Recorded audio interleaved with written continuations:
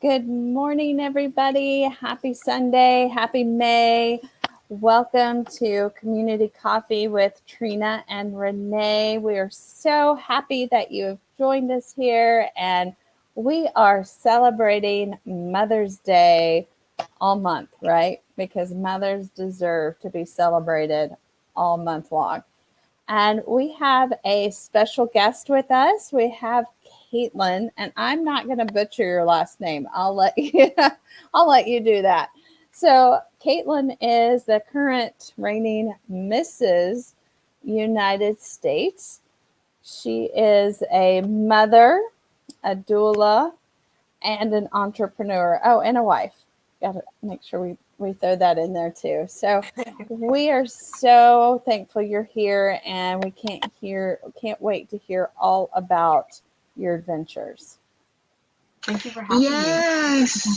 Yes. Thank you, everyone, for joining us. As you know, Trena and I have been broadcasting once a month now. After pageantry, we decided to take some time off and get some of our personal things together. Trena moved last month, and I will be moving very shortly. So we thank you for your patience.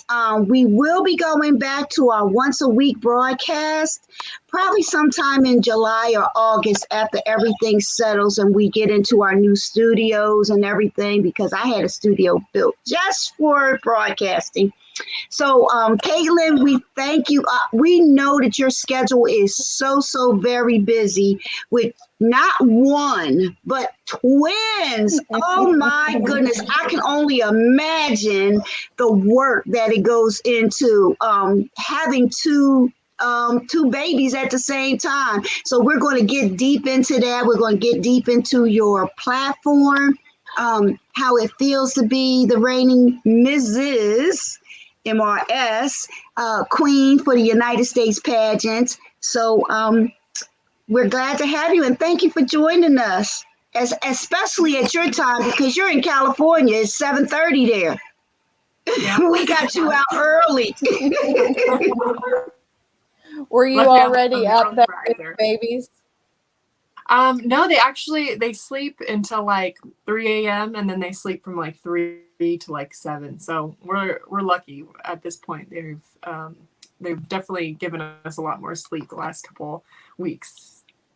Oh, that's great. What is it like to be a new mom and of twins?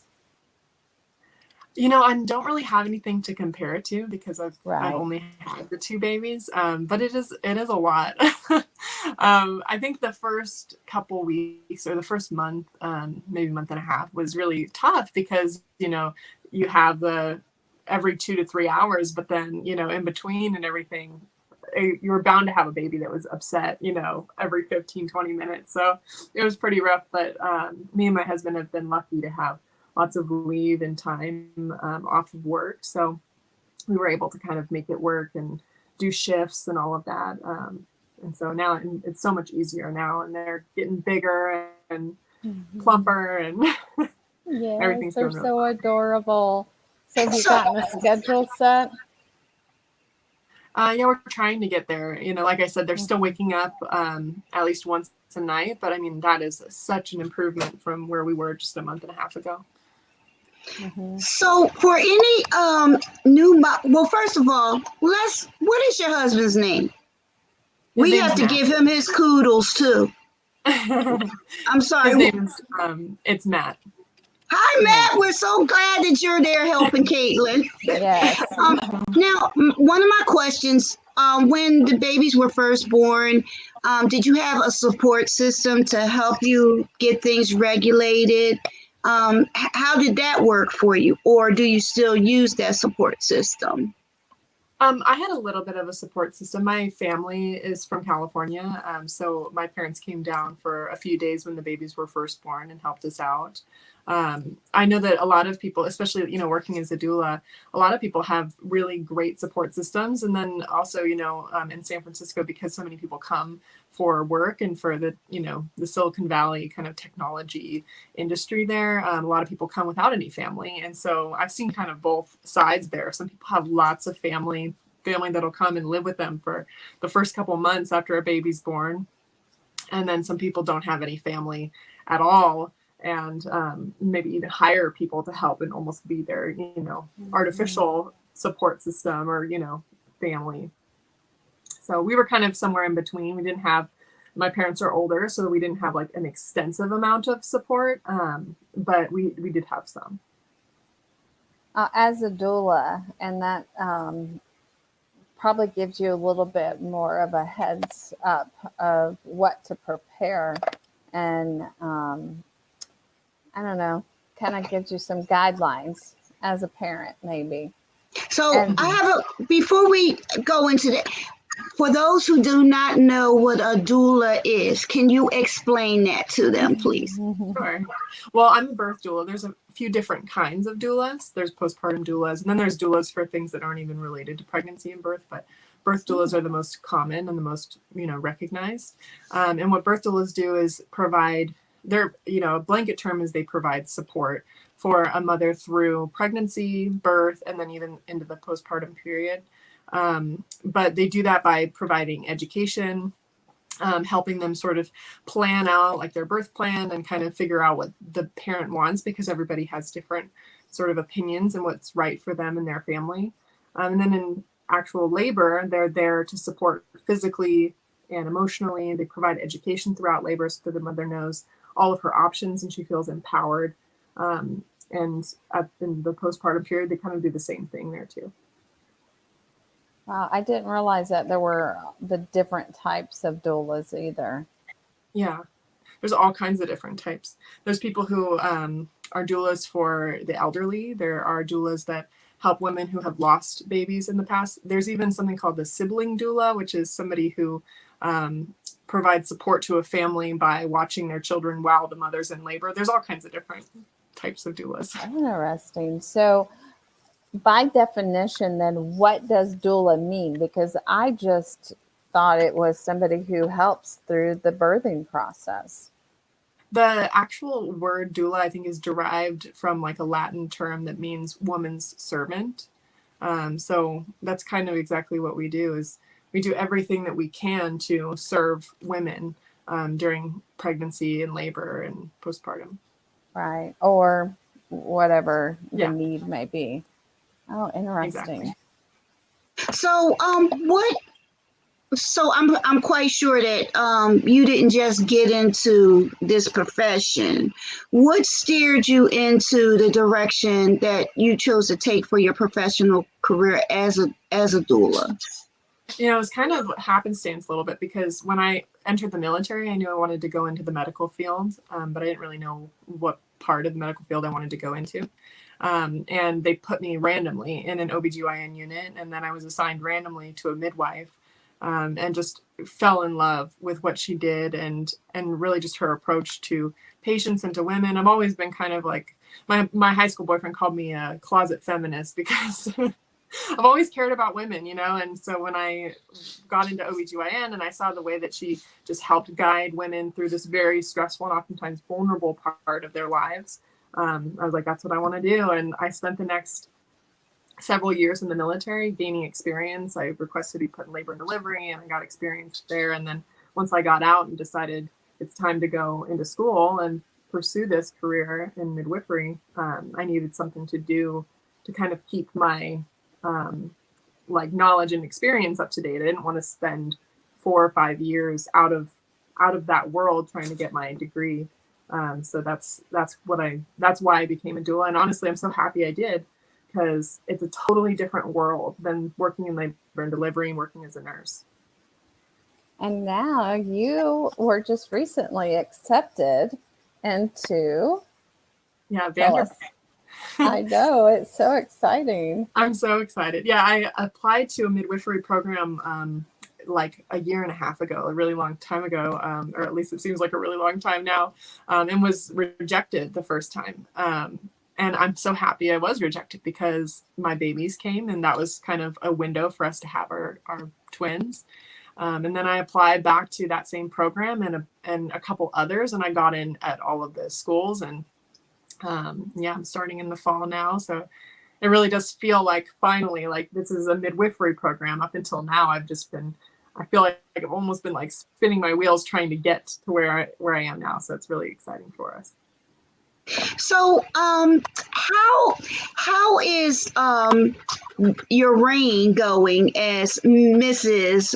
United States with the babies and with your other responsibilities? How are things working out for you emotionally? Because sometimes with just one child, you can develop postpartum syndrome, right? So what are you doing to help yourself to keep yourself motivated, to keep yourself positive? Because having two is a little bit more difficult than having one, right?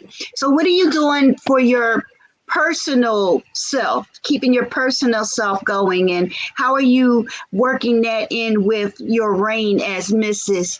United States?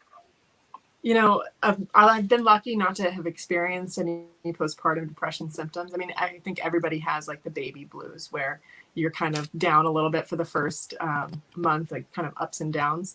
But for me, I've been lucky that I haven't had any postpartum depression, and I've been able to maintain a pretty high level of motivation.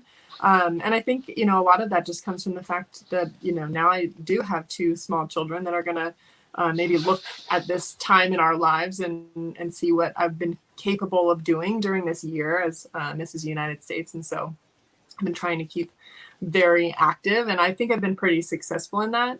I look a lot at the other queens too, the Ms. Woman and the Ms. and the Miss United States, and you know, they're all just doing all kinds of awesome stuff, and all the little kids too, the Junior Miss and all of them, they're amazing. They're like writing books and like modeling for, you know, these big modeling agencies. I mean, they just do so much. So part of that's also motivating, because I don't want to be the one queen that's like, oh, I have two babies now, so I can't do anything. So, you know, I try to balance it all. You know, I've got lots of different pots on the stove here. So, well, speaking of balancing, you're doing an amazing job on TikTok too, and your entrepreneurship. So tell us about that. That was a surprise. You know, when I was working as a doula, I saw that there were these, you know, these labor gowns that people sold online and everything. And a lot of them were just, you know, I think just subpar and, you know, had weird styles and just, I don't know, just didn't make women feel beautiful and didn't seem like something I would feel beautiful wearing. You know, they were like kind of crunchy and, you know, didn't look or feel nice. And so I made a version that I thought was better.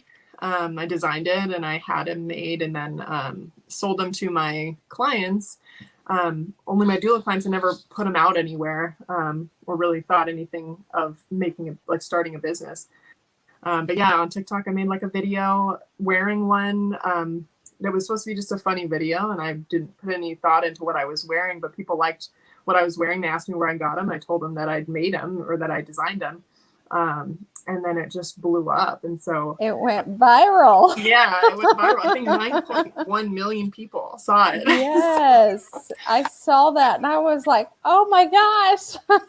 Yeah, that's what I was saying too. I put that video out and the next morning I woke up to like thousands and thousands of notifications. It was crazy. Well, TikTok, I haven't ventured into TikTok yet, and my granddaughter is going to help me because I'm not all social media savvy, and when I am, it's usually I'm using Instagram or YouTube or Facebook. And so when I started using Instagram differently, I started using that Reel, the REEL. And when I noticed I was getting 5,000, 10,000 looks at just a 15-minute snippet, I said, okay, I need to change and do something different. Now I'm getting more likes and stuff than I do on Facebook and Instagram. I need to do something different. So she said, I'm going to teach you how to use TikTok, my mom. So I'm waiting for her to teach me how to use that. But it looks like it's so much fun. It is, and it brings awareness. It brings awareness. So if a young lady, married, single right now was having a baby, How would you convince them? What would you do to convince them to look into the doula process? Well, I would say this, the medical system, and this is all what my platform is about, honestly. The medical system in the United States is trying, but we're, kind of failing in all actuality. Our rates of maternal mortality are very high. A lot of women feel dissatisfied with their, care. 1 out of every 6 women is mistreated, a study found, in labor, either feels coerced or feels manipulated or even, yelled at or physically abused during labor. These are all products of a kind of a broken system that many of us are actively working to try to fix. And doulas are sort of a bridge from, parent to the medical system. They work in that area and they know so much about it if you get an experienced doula. And they can help sort of guide the way and say, like, these are your options. These are your rights. This is how we can communicate to your medical staff so that we can work as a team to make sure that your voice is heard. Because so many women go into labor and delivery, go into parenthood just feeling like they don't have options, feeling like as a parent, their only option is to listen to what everyone else is saying. Without actually putting any thought into, what's right for them and family. Mm-hmm. I had a negative experience in the 70s, which I was in labor. They wheeled me into the emergency room, left me in the corridor, and I was telling them the baby was coming, and they said, "Oh, you don't know what you're talking about." And the baby was coming, and the baby came breech. Oh, wow. So the baby passed away 3 days later. Oh, no. But when you look at how things were back in the 60s and the 70s, just what you're speaking of was very prevalent then. Women don't know what they're talking about. They don't know their bodies. We're going to tell them what they're going to do with their bodies, and stuff like that. So I think the program that you have in place right now is going to be very helpful, especially when we're dealing with, and I don't think the statistics are as high as they used to be with young girls becoming pregnant and people telling them, "Oh, this is what you're going to do. This is how you're going to do it." How would you relate to someone 15, 16, 17 years old that may be having a child, may not be married, and may not have a support system? What is your advice to them? And is there any information that you can that we can send them to so that they can help and get some help? Well, I do think that I think that having a support system is so incredibly important. But unfortunately, there are a lot of people that live in the United States that don't have access to support systems. They don't have access to, experienced doulas or even, providers. I think 50% of all the counties in the United States don't have a single obstetrician that services that county. And so if you think about that, you can kind of see that there are not a lot of options when it comes to like who you can get your care from. If we have lots of people that you can choose from, you can go and find the one that best aligns with, what you believe and what you care about, and find somebody that you feel supported with. But a lot of people don't have that option. So I think for teenagers and people who are younger, look for those people. Look for people who are going to be supportive, non-judgmental people.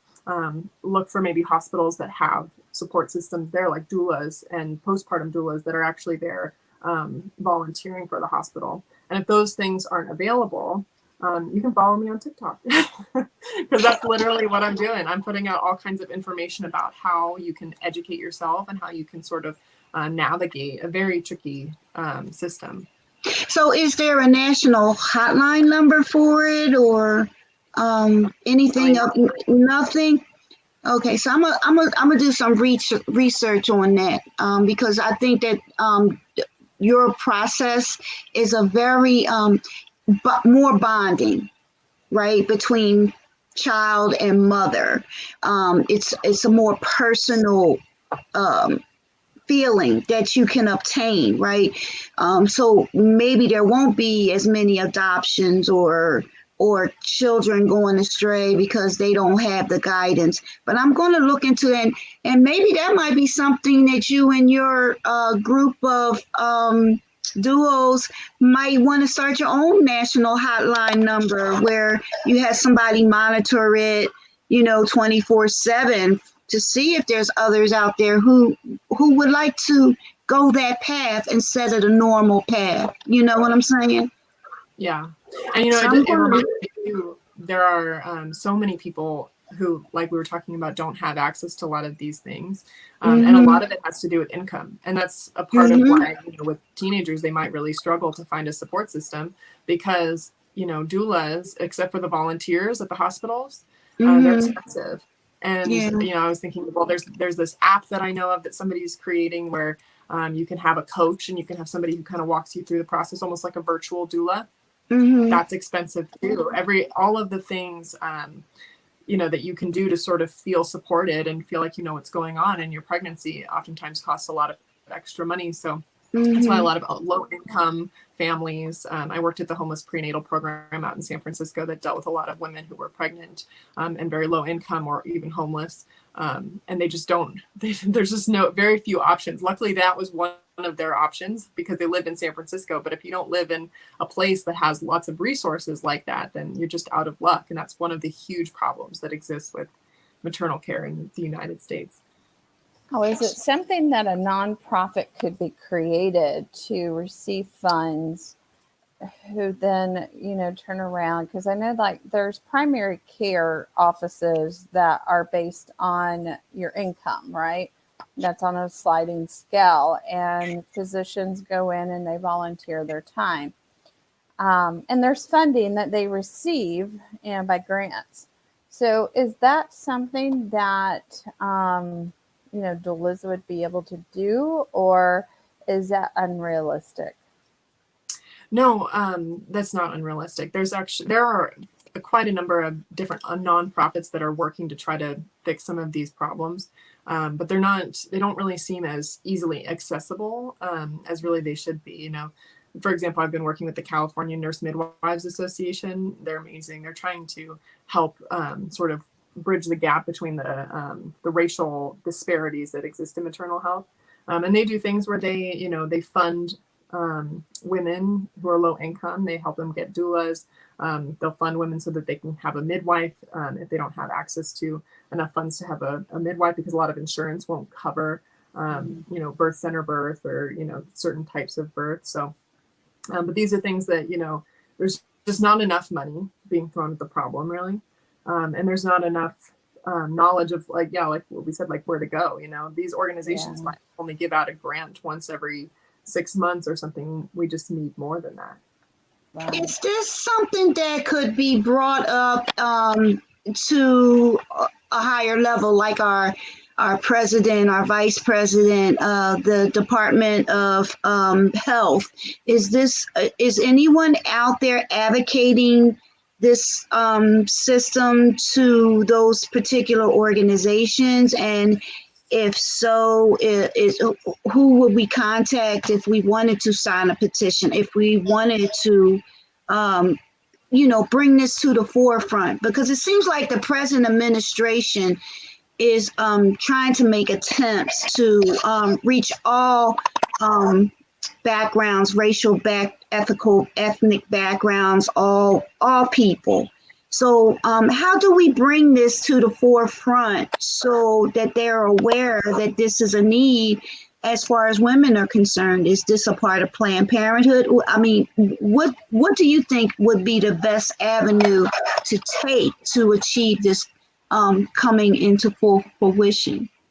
So one of the biggest issues that we have in maternal health is the fact that there is lack of access to care that I was talking about. So many of the counties, people just don't have options. And so when you're out of options, you just go with whatever you can. And a lot of people have to drive, 2-3 hours just to get to their nearest hospital to deliver their baby. And it really doesn't have to be this way because, 150 years ago, midwives used to deliver babies at home. Now we have nurse midwives that are capable and are wanting to travel to women and give women care. Another problem we have is over-medicalization, and midwives would help with that because midwives tend to be a little bit more holistic. But unfortunately, many of the states that we have in the United States it's not legal for a midwife to practice on her own, to practice unsupervised, which is unfortunate because they're advanced practice nurses. They're the equivalent of a nurse practitioner or a nurse anesthetist. They have that same level of education, and they're capable of delivering that care. And studies have supported that they're capable of delivering that care. And so some states have worked on passing laws. And for example, the California Nurse Midwives Association, after 4 consecutive years of being shot down, finally passed a law here in California that allows midwives to practice independently, meaning that they can go and put a birth center out in the middle of nowhere and provide care to women that don't have it, so that those women don't have to drive 3 hours and potentially have their baby or even, lose their baby in the car because they didn't have care. And so that would probably be like the number one thing that we could address, because it would solve a lot of problems if we could somehow get all midwives or women's health nurse practitioners the ability to practice autonomously.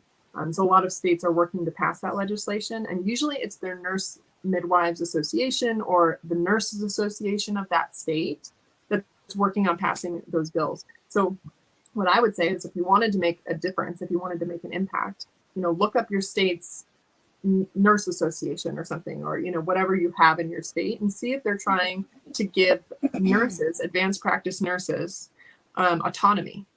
And I would say support that, because if you can give autonomy to nurses, then you now have all these people that have access to quality care and aren't having to make sacrifices and really risk their health trying to get somewhere, trying to get to the nearest city that can give them that care. So sorry, Trena, go ahead. Okay, so essentially just going to your legislative and writing to them, which is super easy now.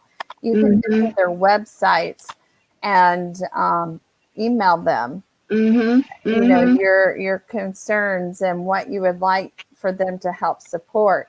And I know even some associations, like you were saying, the Nursing Association, sometimes on their websites, they will have a button that you can just push, and it will automate the email for you saying all the language that needs to be said to that legislative for your state. I just participated in Immune Deficiency Foundation on the Hill with Georgia this past week.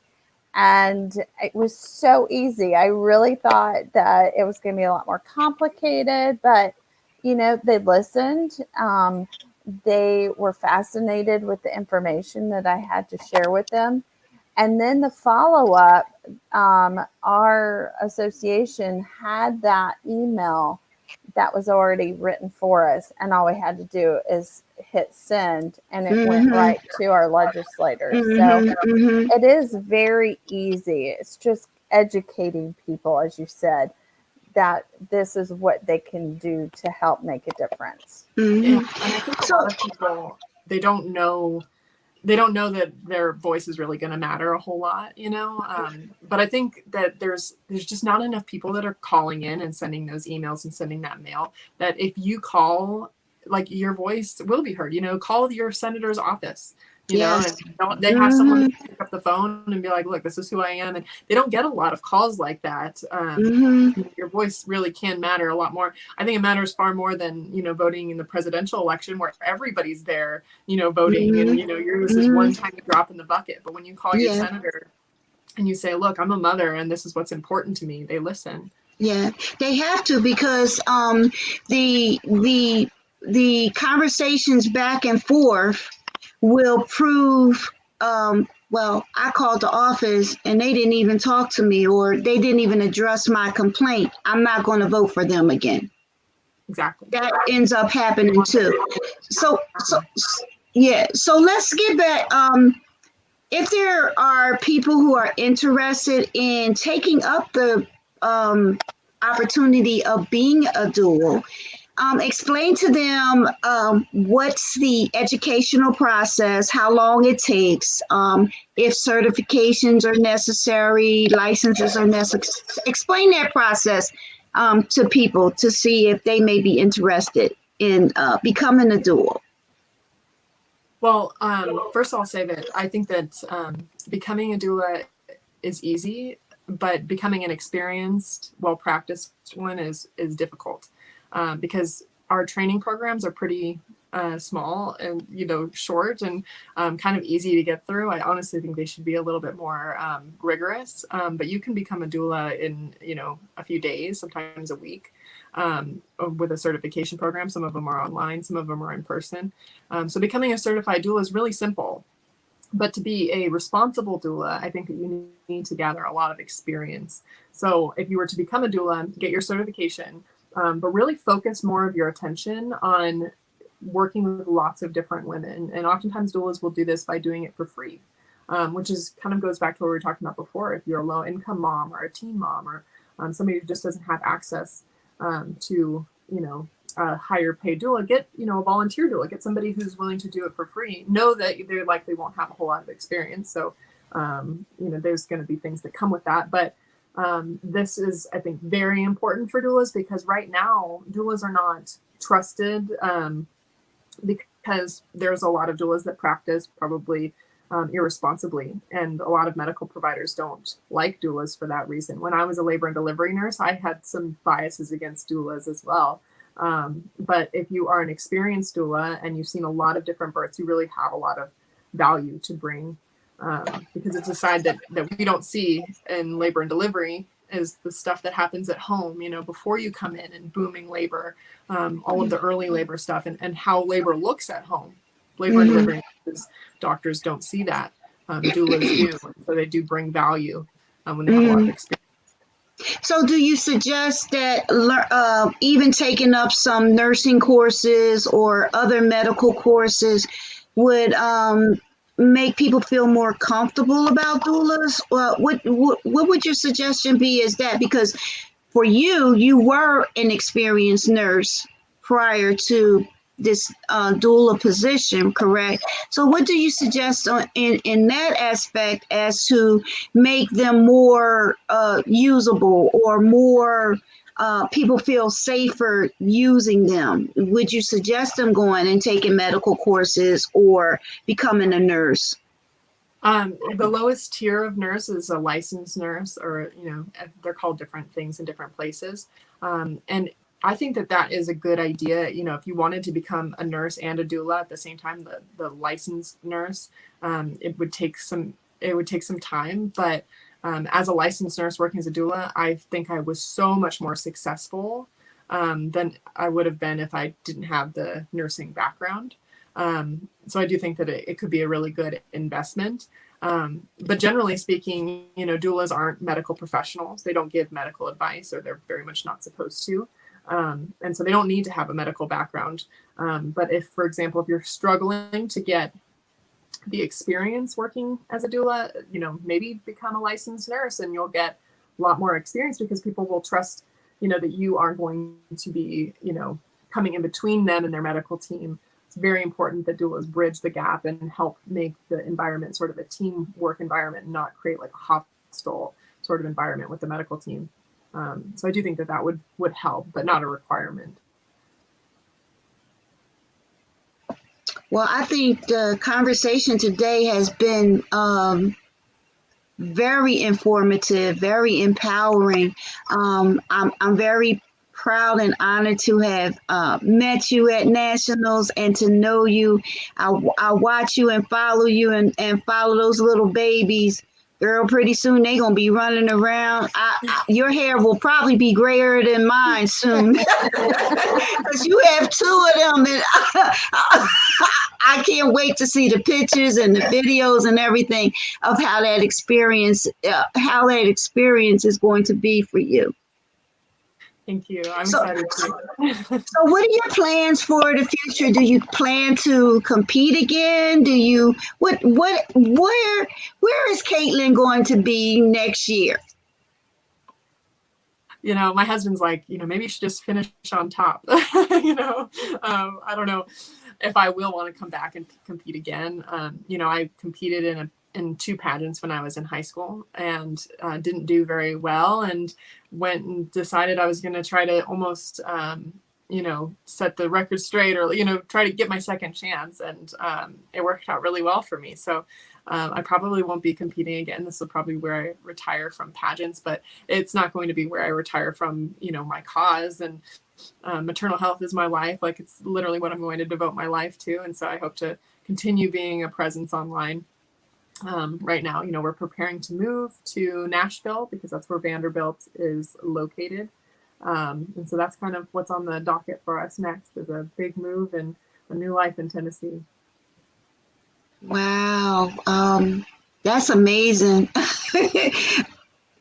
So how long is what is it? Or are you going for an internship? How long is the process at the Vanderbilt?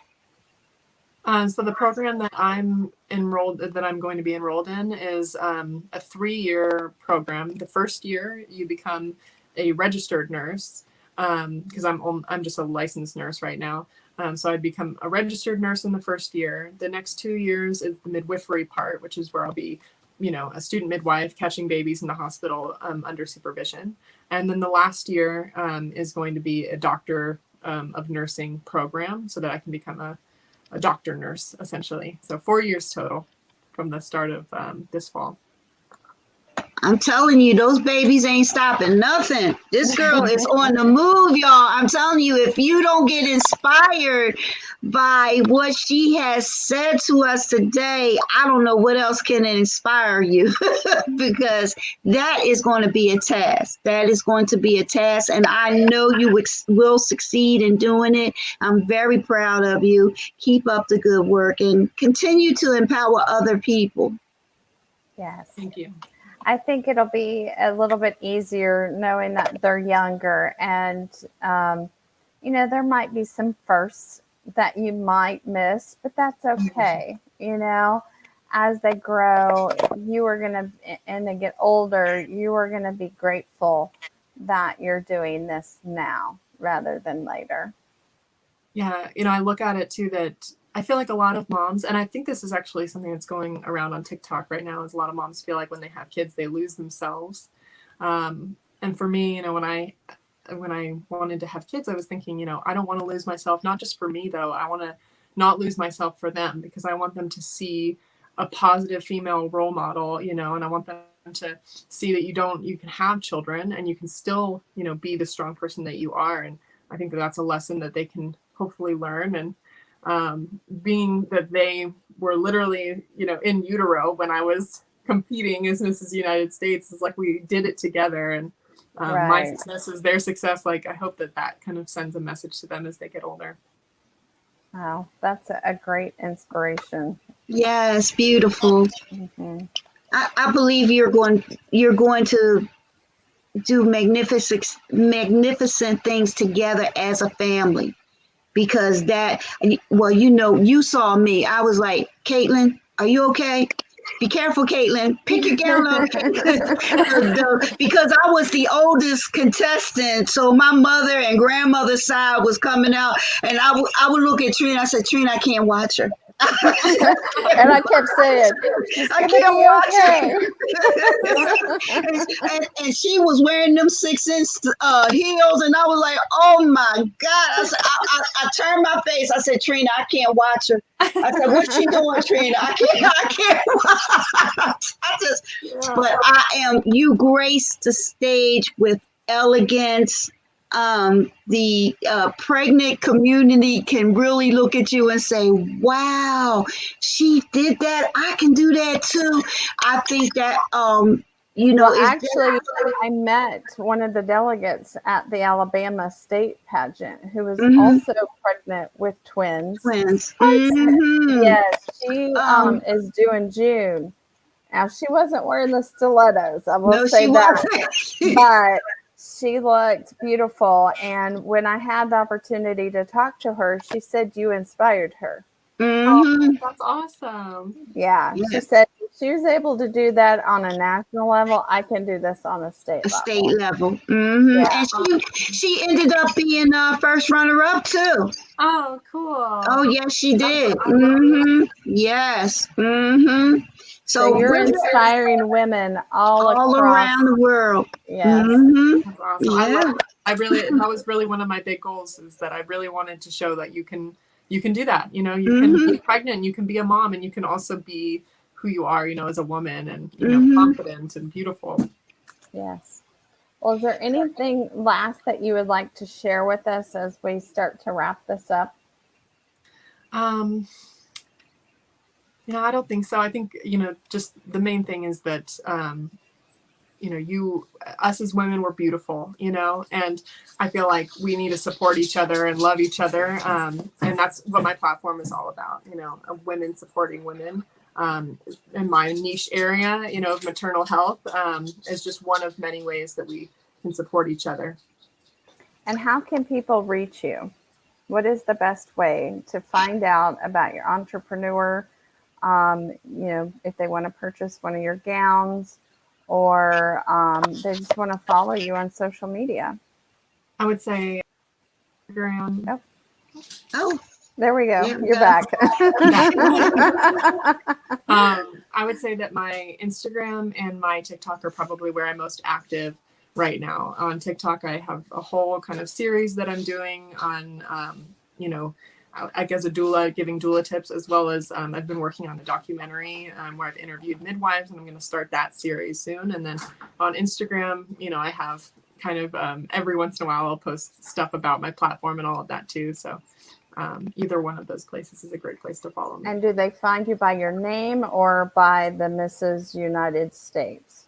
On Instagram, my account is Mrs. United States 2020. And of course, also the official Mrs. United States, I'm on there as well. And on TikTok, I'm Mrs. United States. Great. So do you plan to start new Instagrams, or are you just going to change the names of your, how are you going to promote your business once you crown your successor in October? I think I'll start an Instagram specifically for my business, which is growing, you know, so I think I'll do that. But for right now, I've gotten a lot of followers on my personal Instagram, which is the Mrs. United States 2020. Okay.